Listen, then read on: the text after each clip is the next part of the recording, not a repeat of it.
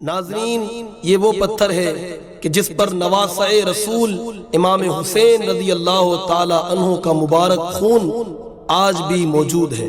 یہ وہ پتھر ہے کہ سید الشہداء امام عالی مقام رضی اللہ تعالی عنہ کے سر مبارک کو اس پتھر پر رکھنا نصیب ہوا تھا۔ اس کا واقعہ تاریخ میں کچھ اس طرح ہے۔ میدان کربلا سے واپسی پر جب یزیدی سپاہی امام عالی مقام کے سروں کو نیزے پر اچھل کر اور پردہ دار بیبیوں کو ساتھ لے کر یزید کے دربار میں حاضر ہونے جا رہے تھے، رات کے وقت راستے میں ایک گرجا آیا۔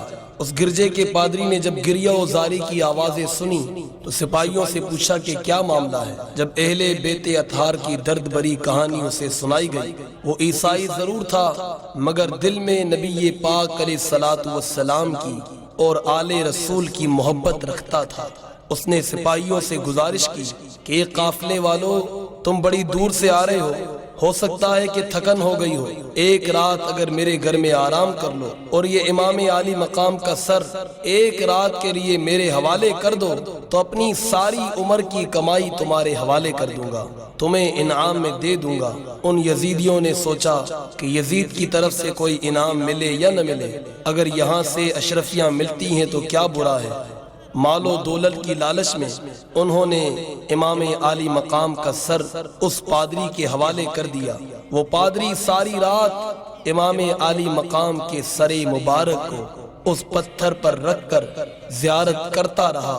صبح ہوئی، امام عالی مقام کے مبارک چہرے کی برکت سے اسے ایمان نصیب ہوا، بے ساختہ اس کی زبان سے جاری ہوا، لا الہ الا اللہ محمد الرسول اللہ۔ یزیدی سپاہی امام عالی مقام کے سر کو لے کر وہاں سے چلے۔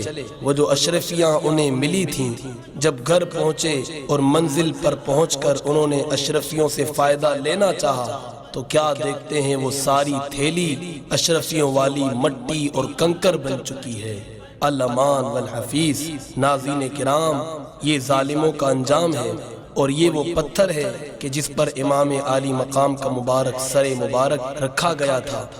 اس پتھر نے امام عالی مقام کے مبارک جسم کو چوما ہے۔ ناظرین کرام، اس پتھر کی آپ سی ڈی کے ذریعے زیارت کر رہے ہیں۔ اللہ تبارک و تعالی سے کاروان اسلامی کے اس قافلے کی دعا ہے کہ تمام مسلمانوں کو یہاں پر آنا اور ان تبرکات کی زیارت کرنا نصیب کرے، آمین۔ کربلا کی مٹی، اے عابدہ کربلا کی مٹی، فلک کو دیکھو رلا رہی ہے، حسین ابن علی کے غم میں لہو کے آنسو بہا رہی ہے۔